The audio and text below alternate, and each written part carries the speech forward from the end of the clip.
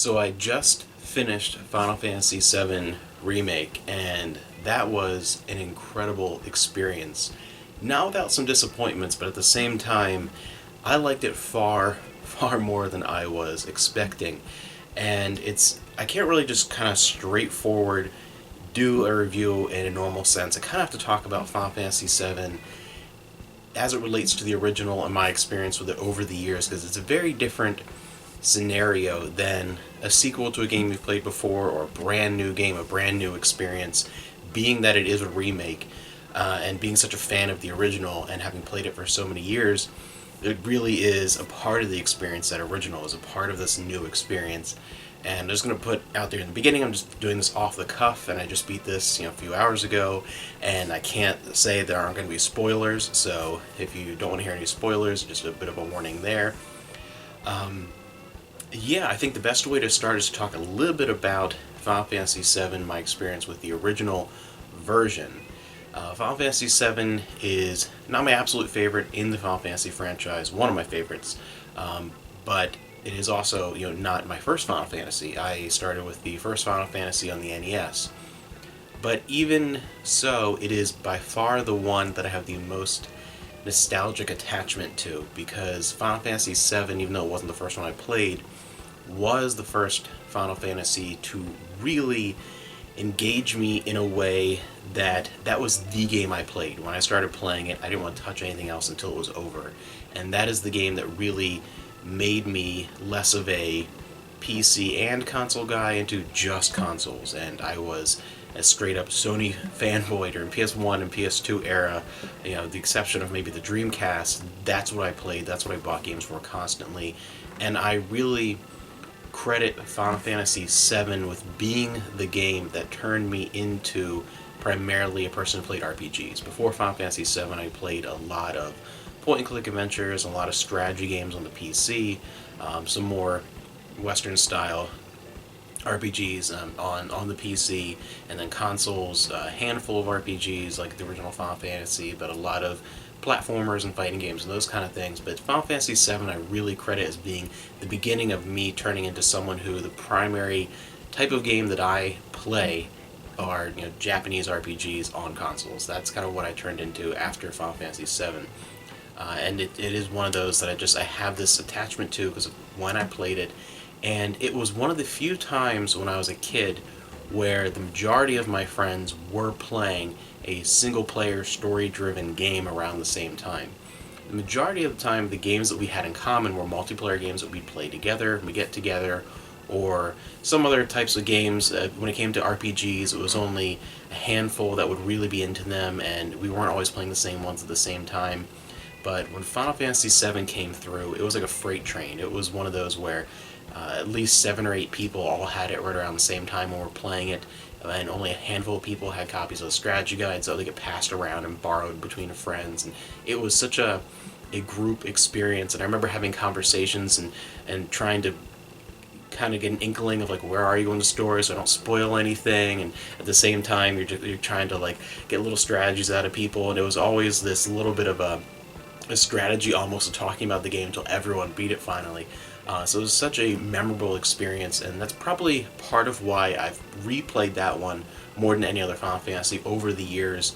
It's also a game that I find to be very easy to get into, even compared to some games that I like more than Final Fantasy VII. Final Fantasy IX is my favorite by far, but 7 I can more easily just kind of casually get into and play through as compared to something like 9. For some reason, I've always felt that about it. It has such a drive to the progression of the story, and it feels so uncomplicated, even though there is a layer of complexity to the materia system and the combat system. It also just has this sense of ease of play about it that makes it very enjoyable, and not an overly simplistic way, just an ease of being able to play and enjoy.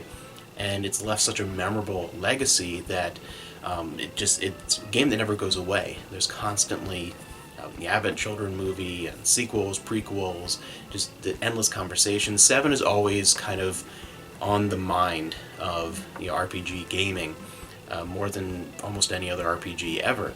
So when this was announced, I was ecstatic. I was very excited, But I was also a little bit worried up until the point where the demo came out, and then also the E3 right before that last year. Up until that point, it was kind of like I really had fallen away from enjoying Square and even Final Fantasy. It was one of my favorite series, second favorite behind any of the Xeno games. And I grew up loving them since the original on the NES, but the last one I really liked was 12. So at that point, it had been over a decade since I'd really enjoyed Final Fantasy. And the thing that sold me on the game, why I wanted to check it out, and why I wanted to get the deluxe edition just in case I really did like it as much as I thought I might, was the last E3, getting more of a look at it, and the demo. Because the other thing too was that I enjoy turn-based combat, I really do. There are games in the RPG genre, things like Xenoblade Chronicles and Legend of Legaia, which is still turn-based, but there are different elements, but I'm normally not as big of a fan of more action-based RPGs, so the Tales series is an exception. So I wasn't certain until I got my hands on it whether or not that would be something that really turned me away, and it didn't. And that's an element I'll talk about in a bit. So I ordered it, the deluxe edition, I got it, I started playing it, and I still had in the back of my mind two worries. One, how is it going to compare to the original? Will I be disappointed even if it's good? Will it be good enough to not feel like a lesser game? And the other thing too is how satisfying of an experience will this be, considering it only takes you through the Midgar portion of the game, which is just a small part of Disc 1 in the original game, and I was a bit worried about that. And that relates to one of the negatives of the experience towards the end, which I'll talk about, but overall, it was an incredibly engrossing and very, very satisfying gaming experience.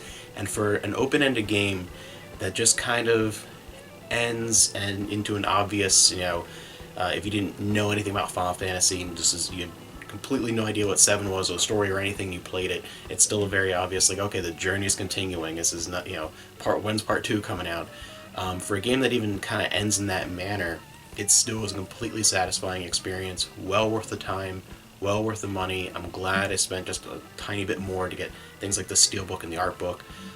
Very, very good game, an incredible remake, and there are actually elements of it that I prefer over the original game, which is saying a lot because I tend to be much more of an old school gamer. For me, I still to this current day probably play Gen 5 and 6 consoles more than anything else. I really love the Switch, and I've been playing a lot of PS4 recently, but still to this day, PS1, PS2, Dreamcast, Sega Saturn, the GameCube, even like the original Xbox, like those are the consoles that are the core of our gaming collections, and they probably always will be. So for me to actually prefer some elements of a more modern game compared to its original counterpart, particularly a remake of one of my favorite games, that's a big deal for me. If you've been watching my channel, you probably have seen, hopefully, if not, go ahead and check it out. I did a big top 200 games of all time video about a year and a half ago, 2 years ago now at this point, I'm trying to remember off the top of my head. But I have for many years kept an ongoing list of my 200 favorite games, and anytime I play a new game for the first time, I just take it, and just for my own kind of reference and enjoyment, just something fun for me, that I take it and kind of compare it to that 200, and does it make it onto 200? Does it kick number 200 off and end up somewhere? Where does it go in this list? And it's just kind of a way of looking back and remembering favorite experiences and doing that. And in that, Final Fantasy VII is in my top 10 video games ever. It is one of my 10 favorite games of all time. So a remake of that was something that I, again, was a little worried about. And for parts of it then to be better than the original in my mind, that's a big deal for me. I love this experience. And the other comparison that I had was, the other way of thinking was in comparing it to the original, it is only the Midgar section of the game. It's not the full experience. And so no matter how good this was, even if it was an absolutely perfect game, there's no way it could compare to the original because it's not the complete thing. The original is a massive experience, and this is just a part of it.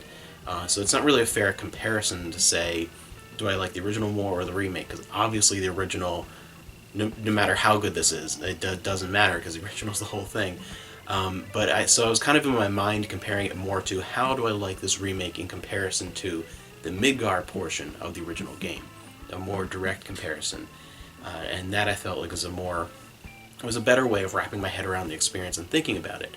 So starting off with one of the more obvious differences, visuals, comparing the two, this was obviously incredible visually. It was a gorgeous experience. I mean, every little detail was fantastic. Little things that were not changed from the original whatsoever, other ones that were just kind of tweaked, other things that felt like more modern redesign. It all kind of melded together in a beautiful way. Everything it looked fantastic. It was something where it felt almost like replaying something very familiar, had a very nostalgic feel, even though it was very different, and it was something that was new in a way. It was this mixed emotion that added to the experience. And visually, I love what they did with the character designs in particular. That is something that obviously improved, and I prefer them overall. I do like a lot of the graphics and the style of games of that generation. Like, I definitely prefer Final Fantasy VIII and Final Fantasy IX and Final Fantasy X visually over this. But Final Fantasy VII, yeah, the kind of Lego character models, even back then, were a little iffy. It's very nostalgic and wonderful, but overall, visually, I prefer the characters in this. But the one thing that I prefer the original is the environments. This was amazing, and it was really cool, particularly some favorite areas, seeing them fully fleshed out in 3D. And it was great to explore them. And exploration-wise, I preferred exploring those environments more in this, especially in some town areas. But I've always enjoyed the pre-rendered backgrounds. Almost feels like a layered painting. I just have always liked that, whether it's Final Fantasy or whether it's Resident Evil, Parasite Eve, whatever.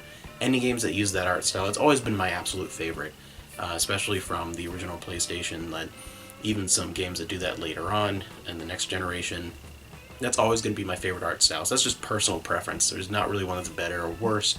Visually, overall, I still prefer the original, but there are elements like the character designs that I actually prefer in the remake, so it's pretty close right there. Visually, talking about the music, the new songs in here and the kind of tweaked and remastered songs from the original, it's very different in tone at times, but the majority of the sound fits it perfectly. I mean, this is an amazing soundtrack, but the original does edge it out for me. I just felt like there was a little more emotion in some of the pieces, but this had some of the better more elaborate, more rock edge versions of songs that were really good in here too.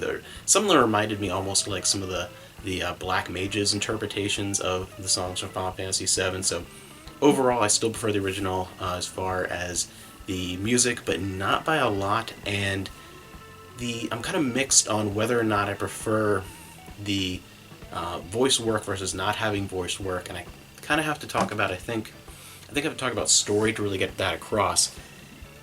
Amazing voice cast. I think definitely it was fantastic, and it added something to the story, but also took something away, and it's a bit of a mix overall. The one thing that I like about older RPGs of that generation, I usually tend to prefer RPGs in one aspect from, say, Super Nintendo Genesis era up until the majority of them started really just using voices, having a voice cast. It kind of made a shift from RPGs having a little bit more of a reading a book element to now having a little bit more of a movie element. And they're just different. And I think that with the silence, with the kind of reading book element with the music, created a little bit of a sense of atmosphere and ambiance that this was then kind of missing, that I prefer from the original. So overall, I feel like there was a sense of atmosphere throughout the Midgar section of the original game that I do prefer overall. And part of that is, having sort of that more bookish style and letting the music really create the atmosphere and the feeling, and letting your own imagination kind of create these characters' voices for you. But in saying that, having the voice acting really fleshing out the one part of the game here that I actually think is better than the original. And I'm going to save that till the end because I still want to talk about gameplay a little bit. Gameplay, that was the thing that I was really worried about after seeing footage, some of those original footage that came out after it was announced, and then even at E3 until I got my hands on the demo. And it was fantastic. I definitely, especially preferred it in classic mode. It was definitely on the easier side, but I just like the feeling of it more. I still prefer the original. Gameplay-wise, I really like that battle system. I really enjoy Final Fantasy VII's combat system, and I really enjoy the way the materia system works, and just I love that. It was amazing. It's still amazing. It's still one of my favorites, and this was still good. It was a good, more action-driven interpretation, and still I like the way they used the materia system, and especially the weapon upgrades. That was one of my favorite things in here, was how you, as you got, it wasn't just kind of, I have this weapon, I go to the next town, I buy a better one, I go to the next town, I buy a better one. I liked how you could upgrade them over time, and you could learn each move that was with that weapon, and once you learned it, you had it, so you could change weapons and still have those moves. So you could really, if you want to, at the very end of the game, you could, max out your proficiency in all the other weapons and go right back to the Buster Blade and just fully upgrade that and just use that if you want. There's no reason why you couldn't, unlike the original where, if you were 3/4 through the game and you switch to the Buster Blade, that might be a real problem.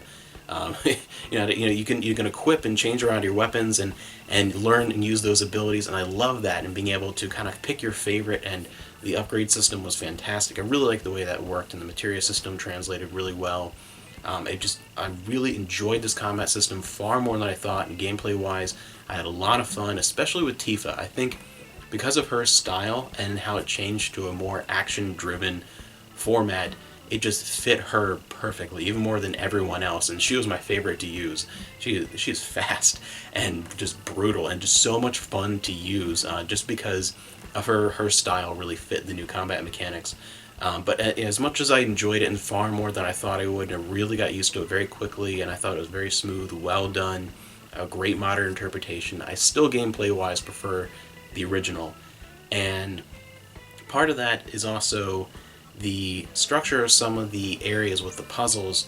It did feel like occasionally there was a little bit of padding. It did feel like some of the side quests and some of the elements of the game, some of the puzzle elements and some of the more dungeon sequences and some of the added story stuff, occasionally, not often, but occasionally, it kind of felt like a little bit of padding. I've spent about 31 hours, I think, total, and it felt like maybe it would have felt a little better, a little more efficient at the maybe 28, 29 hours. So just a little bit. There's just occasional instances where it felt like they were stretching a little bit in the Midgar section, but overall, really as it relates to gameplay, it was just that tiny little bit.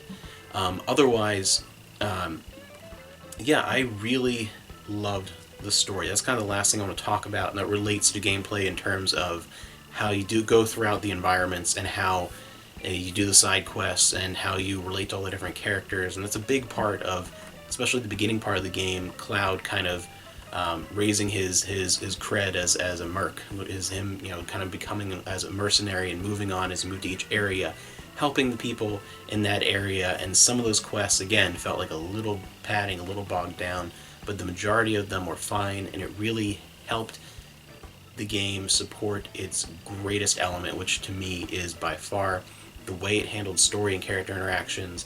There are story elements in this that are changed from the original, and there's a lot added in, so much more than I was expecting.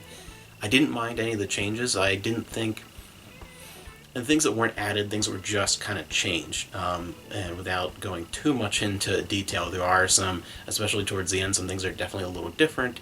Some fights that don't happen in the original, some character interactions that didn't happen in the original, and I didn't think any of them were to the game's detriment. I think they were just a little different. It wasn't something that I felt hurt it in any way, and the added stuff was incredible. I loved the extra attention to all the different side characters, especially different members of Avalanche. They were so much more fleshed out and a part of the story, and it really built up because you had so much more of a connection as you spent time in each of these areas, not just kind of going through exploring, buying some stuff, talking to some people, and moving on, kind of living for a moment, for a couple of hours in this sector, and then moving on and kind of hanging out in this sector and helping out in the orphanage and doing this stuff, you became, I think, more connected to all these people, and Midgar itself then, through its structure, felt like a massive interconnected city, much more than in the original. It felt fantastic to explore everything.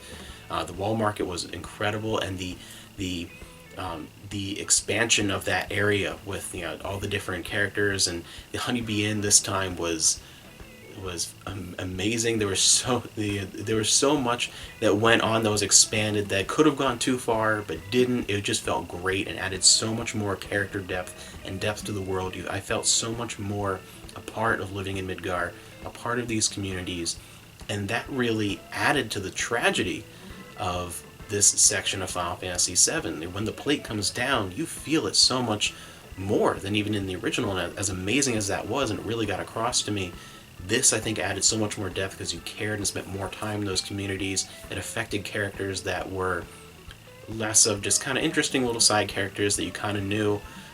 They were people you became really involved with.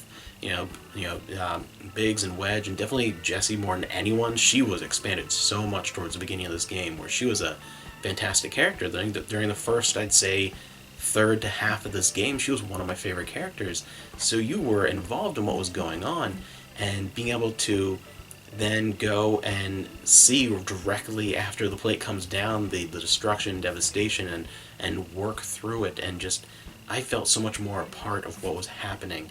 And I think the expanded story elements, like the general plot, didn't feel like fluff. There were those moments in some puzzles and dungeons and some side questy stuff that didn't feel necessary, felt a little padding. But the core story, all the expansions to the actual story and the characters was amazing. It only added to the experience, and it only just made it better. So from the perspective of characters and the story, I prefer the remake, which is shocking to me. I didn't expect that at all. And as I was saying earlier about the voice acting, that relates to that in one of my favorite elements, the banter back and forth as you're moving around environments, as you're in combat, just especially as you're just kind of wandering around in dungeons, or like the Sector 5 reactor, those longer sections. One of my favorite things is the greater of amount of banter between the characters, and it didn't feel like just generic phrases they're saying over and over again. It felt more natural, and there was so much more interaction between characters in those elements. Tifa and Aerith have a really fleshed out relationship in this compared to the original.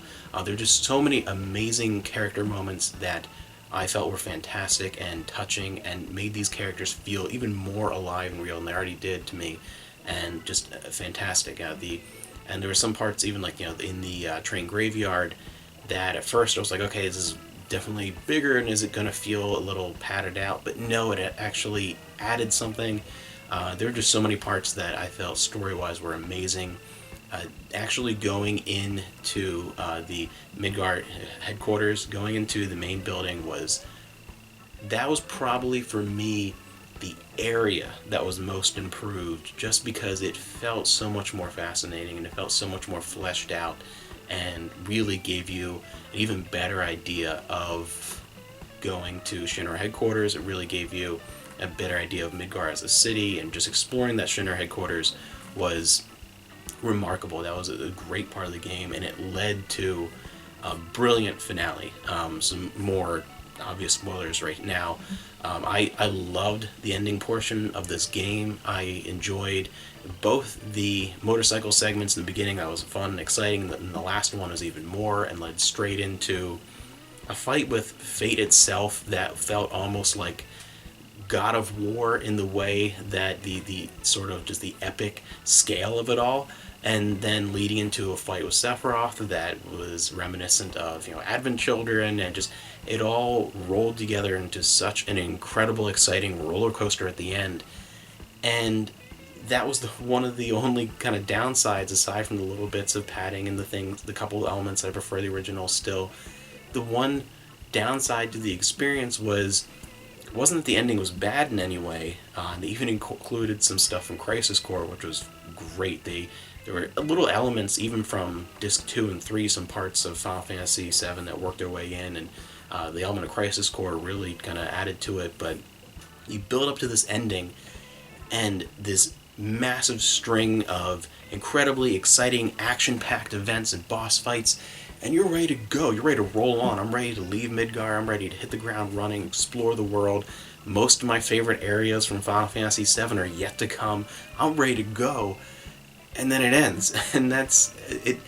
It's kind of sad because it ends on a bit of a low note because of that feeling, because you're just ready to go, and then you have this little bit of this moment of disappointment when the emotion leaves and you realize, oh crap, I can't just go. I gotta wait who knows how long, maybe a couple of years, to move on. That's the one thing that hurts the experience, I think, is that it just kind of it ends and you're ready to go. It builds such momentum and doesn't slow down till the very, very end, and then you can't move on. It's a horrible feeling if you just can't move on. You can't go. But overall, a brilliant experience. I loved the element of the whispers and just the curiosity of what the heck is actually going on. What are these different elements that were added in compared to the original? I just felt it was a brilliant experience. I enjoyed it story-wise, more character-wise. I felt that they were so much more fleshed out. I felt so much more of an emotional tug towards certain characters, especially secondary characters, to where I enjoyed the characters more, story-wise more. There were only a few elements where I definitely prefer the original, just in relation to the Midgar section of Final Fantasy VII. Gameplay, just personal preference on some of the, the artistic stylings of the environments is just really, it looks brilliant. It's amazing visually. A little bit of a preference thing there, and the soundtrack is very, very close, but if I had to pick one, the original. So there are still elements of the original overall that I prefer, but there are some significant portions that, surprising to me, I prefer in the remake. And it's going to be interesting to see when everything is said and done, by when, I don't know, 2030 at this pace, how I compare, how I feel about the entire Final Fantasy VII Remake project, complete versus the original. How will I feel? Will this actually, challenge it? It's possible, but that actually brings up a couple of my little worries, some of these unanswered questions. We don't know exactly how many parts are going to be.